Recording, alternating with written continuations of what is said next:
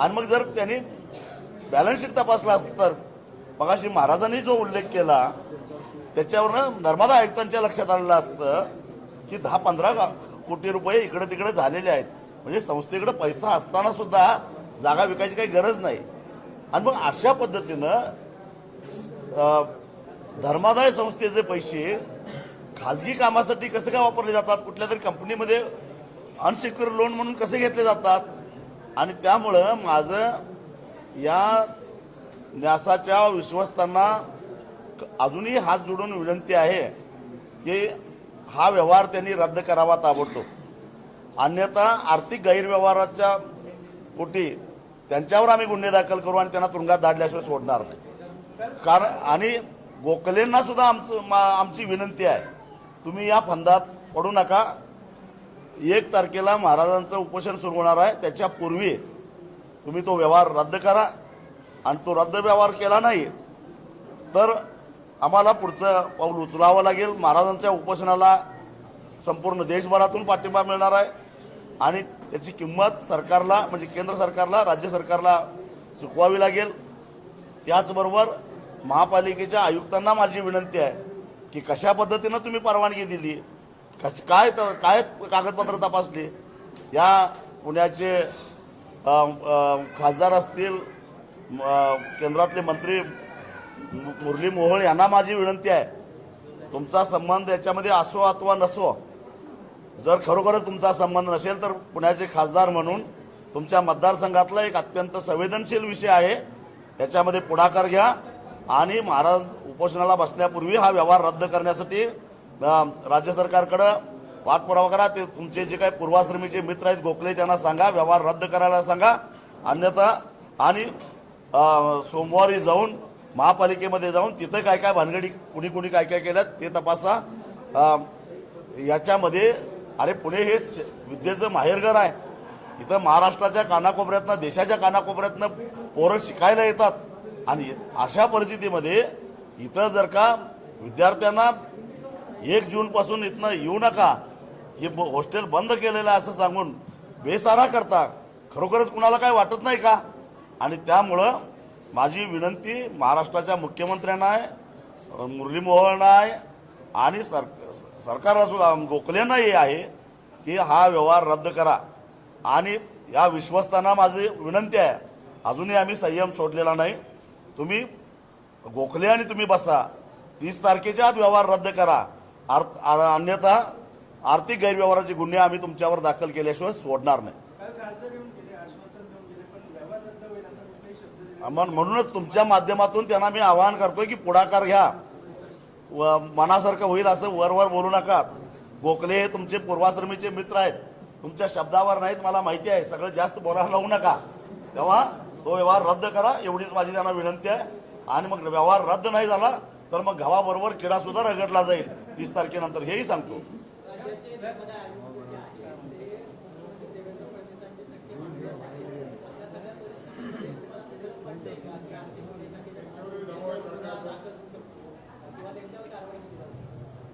कारवाई करावीच लागेल. नाही केलं तर धर्मादाय आयुक्ताच्या वर कोणतरी आहे का नाही? का धर्मादाय आयुक्त म्हणजे ब्रह्मदेव आहेत का? त्याच्यावरही कोणीतरी आहेत ना. आम्ही गप्प बसणार नाही. हा विद्यार्थ्यांचा प्रश्न आहे. अहो 230 कोटीला व्यवहार होतो आणि सरळ गोखले डेव्हलपर्स मार्फत सांगितलं जातं की याच्यामधून आम्ही 3000 कोटीचा रेव्हेन्यू जनरेट करणार आहे. काय हा प्रकार आहे? गोरगरीब विद्यार्थ्यांना देशोधडीला लावून त्यांना रस्त्यावर आणून पैसा कमवायचा हे ठिकाण आहे का? तुमचे बाकीचे धंदे चाललेत, चालून देत, आम्ही कधी लक्ष दिलं नाही. पण याच्यामध्ये जर का पैसा खाण्याचा प्रयत्न केला तर कुणालाही आम्ही सोडणार नाही.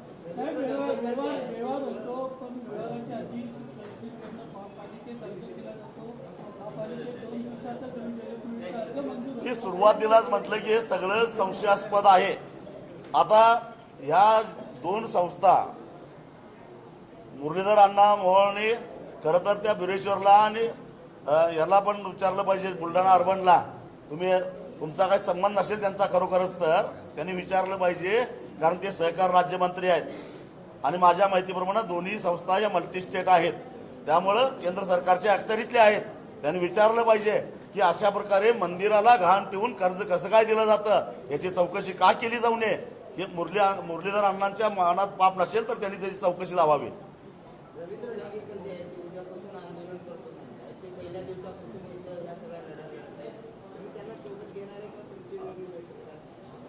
या आंदोलनामध्ये जे जे कोणी येतील त्या सगळ्यांना आम्ही बरोबर घेणार आहोत. कारण हे कुणा एकाच्या विरोधातलं आंदोलन नाही आहे, ह्या प्रवृत्तीच्या विरोधात लढा आहे. आज जी काय आमची बैठक झाली त्या बैठकीमध्ये हेच ठरलं की HND हे केवळ निमित्त आहे. अशा पद्धतीनं धर्मादाय संस्थेमध्ये काम करणारे हे जे लोक आहेत हे जणू काय आपल्या बापजातीची मालमत्ता आहे म्हणून अशा प्रकारे ट्रस्टचा जर वापर करायला लागले, अगदी VSIचा सुद्धा त्याला उल्लेख करावा लागेल तर चालणार नाही.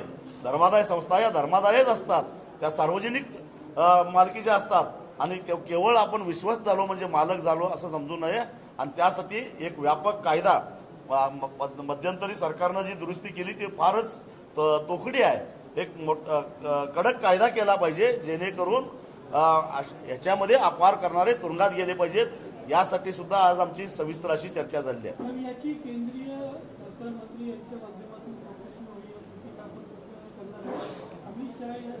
आम्ही सगळ्यांच्या बरोबर पत्रव्यवहार करणार आहोत. आता मगाशी महाराजांनी सांगितलेलं आहे, मंदिर विकण्याच्या बाजूला कोण आहेत आणि मंदिर वाचलं पाहिजे या बाजूला कोण आहेत. कारण देव धर्म आणि देशासाठी आम्ही काम करतो असं म्हणणाऱ्यांना आता आपलं खरं स्वरूप दाखवावं लागेल. इथं बैठकीमध्ये जो निर्णय होईल त्याबद्दल आम्ही करू.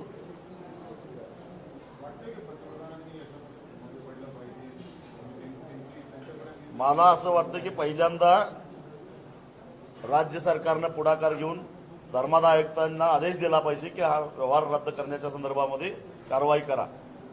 आणि राज्य सरकार काय करते याच्याकडे आमचं लक्ष आहे आणि नंतर मग केंद्राकडे जाऊ आम्ही.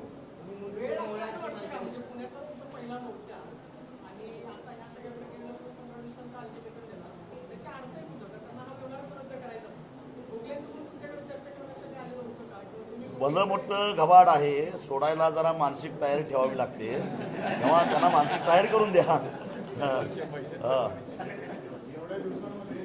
माझं आव्हान एवढंच आहे गोखलेंना की तुम्ही व्यवहार रद्द करा आणि विश्वस्तांना आव्हान आहे टेबलाखालनं टेबलावरनं जे काही पैसे घेतले ते त्यांना परत देऊन टाका.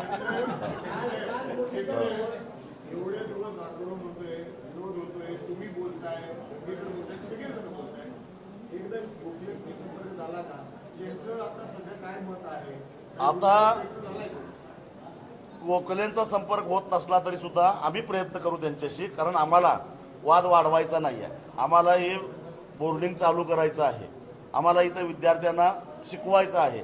आम्हाला कसल्या राजकारणामध्ये रस नाही, आम्हाला वाद वाढवण्यात रस नाही, कुणी काय भानगडी केल्या त्याच्यामध्ये आम्हाला रस नाही.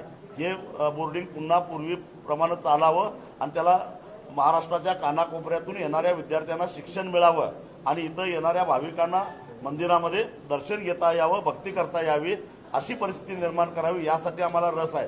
त्यामुळं आम्ही वेळप्रसंगी एक पाऊल मागं घेऊन आम्ही कमीपणा घेऊन गोखलेंना भेटू, मुख्यमंत्र्यांना भेटू, मोहोळना भेटू आणि कुणालाही भेटू, परंतु हा व्यवहार रद्द झाला पाहिजे याबद्दल आम्ही ठाम आहोत.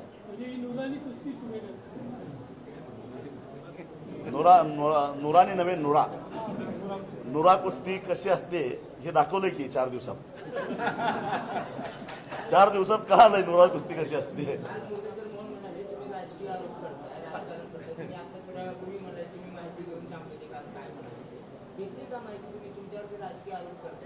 कुणाला काय करायचं ते करून दे. मी माझ्या मुद्द्याशी ठाम आहे आणि मी विनाकारण या भानगडीत पडलेलो नाही. मी विद्यार्थ्यांच्यासाठी पडलेलो आहे. कारण या पुणे विद्येचं माहेरघर आहे. यासाठी या पुण्यामध्ये महाराष्ट्राच्या कानाकोपऱ्यातून विद्यार्थी शिकायला येतात आणि त्या ठिकाणी वालचंद शेठने 65 वर्षापूर्वी एवढी मोठी जागा घेऊन ठेवली असताना ती जर का कुणाच्या जरी स्वार्थासाठी कुणाच्या तरी घशात जात असेल तर माझ्यासारखा माणूस गप्प बसणार नाही. म्हणून मी या मैदानामध्ये उतरलेलो आहे.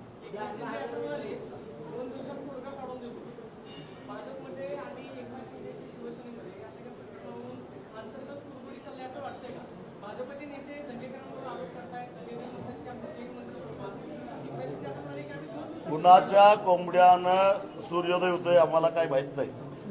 कोंबडा हरवून दे, सूर्योदय व्हायला पाहिजे.